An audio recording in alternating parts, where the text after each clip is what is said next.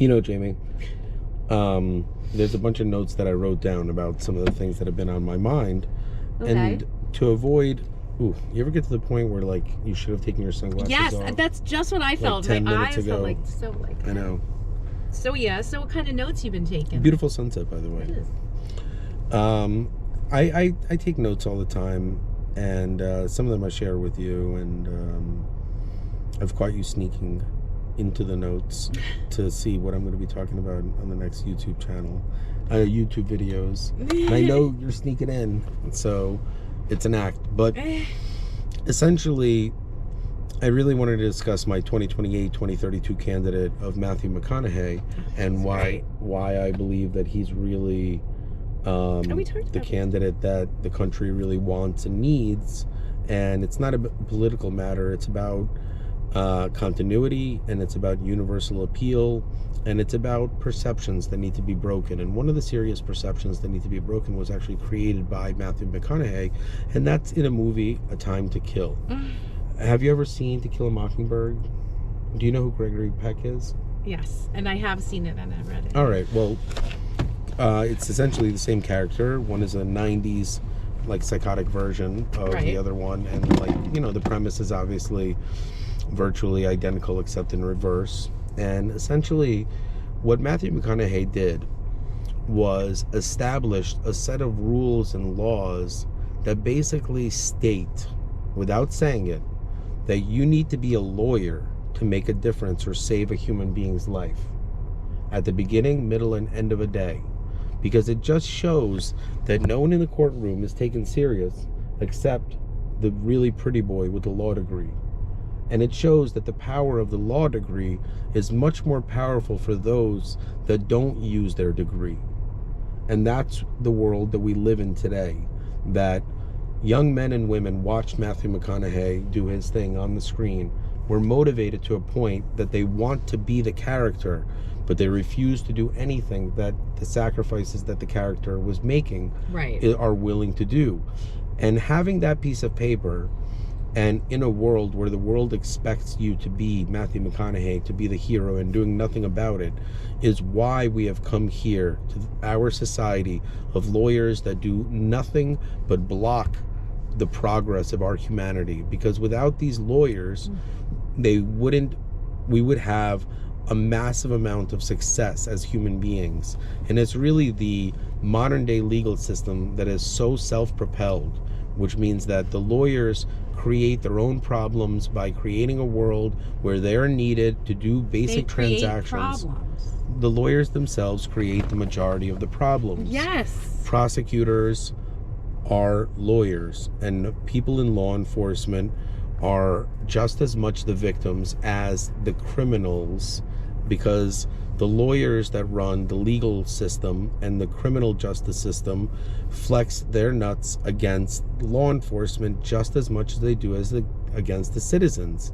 This balance of power exists because the legal system is really designed for you to make no money until you're about 30 years old, and then to make an exuberant amount of wealth for the next 40 years or so, especially in the later stages of your life when you're pretty much useless to everyone and you're in your 70s.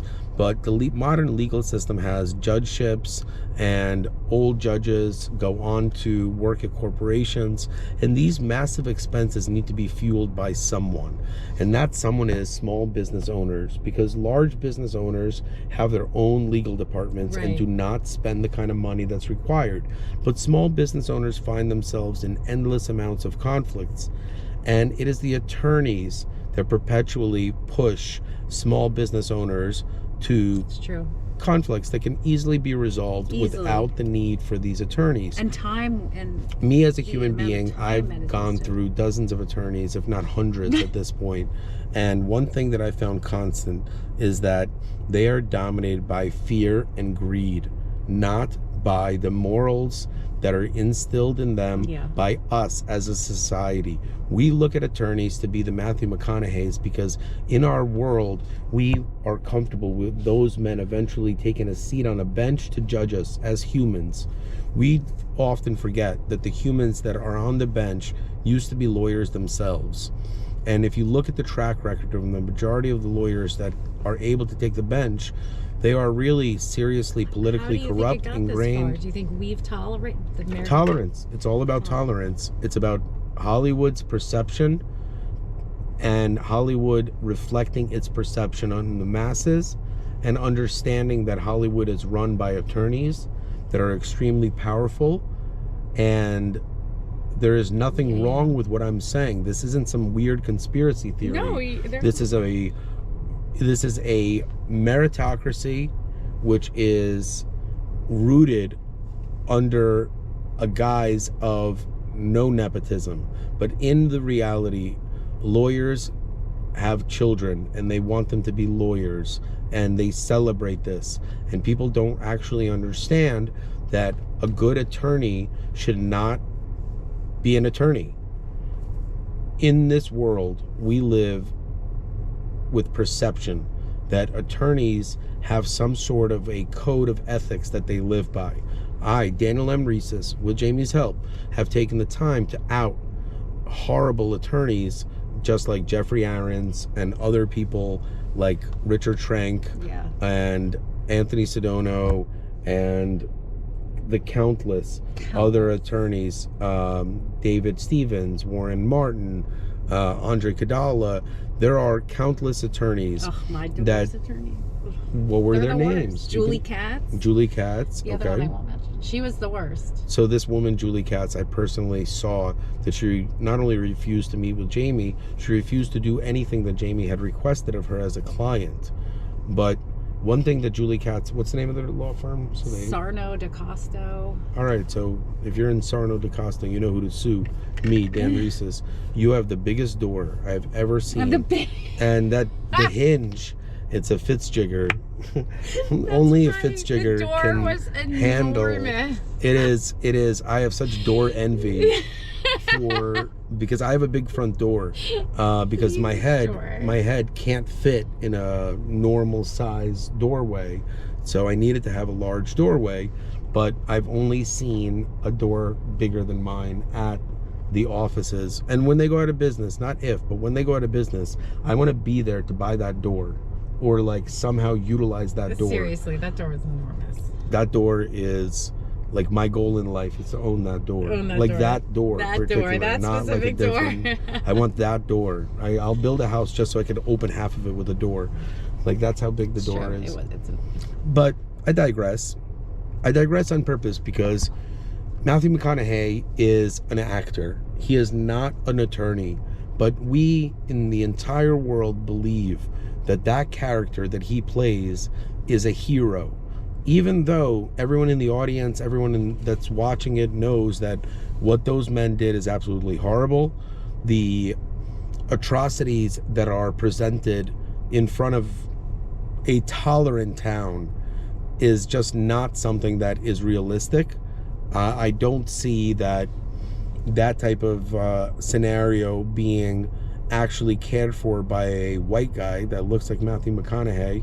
And the truth is, the heroes of our society are unsung men and women like Jamie and myself, who choose to film content like this and use it as an example for not just future generations but current generations to really understand that we're parents. We live in a world of lies. Our children are lied to on a daily basis. Yeah. I am called a liar all the time. My kids, to fuck with me, they call me a liar.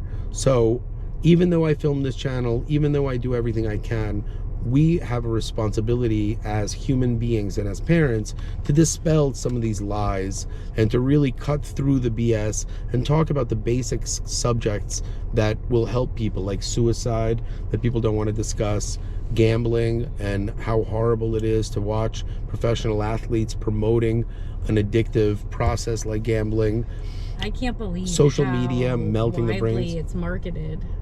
I mean, that's a completely separate video, but the point of this is that our freedom of speech is now disseminated publicly with the new presidential administration.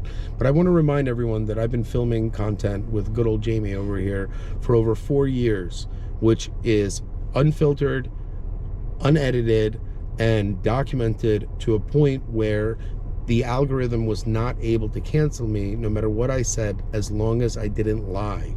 And I tread the line very carefully, because some of the subjects that I really discussed were just really taboo and should not have really been talked about. But why? Because our society was not ready for it. I was years ahead of what people are thinking today. When a human being is revolutionary, he is scary, or she is scary. Even by your acceptance of me, it shows just that there is validity in what I'm saying. And even if you think I'm 99.9% a liar, that 1% based on what I say is enough for you to listen carefully and understand that we are on the precipice of changing the world.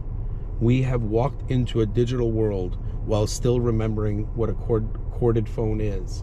Yeah. We are the last generation that will have that. Yeah.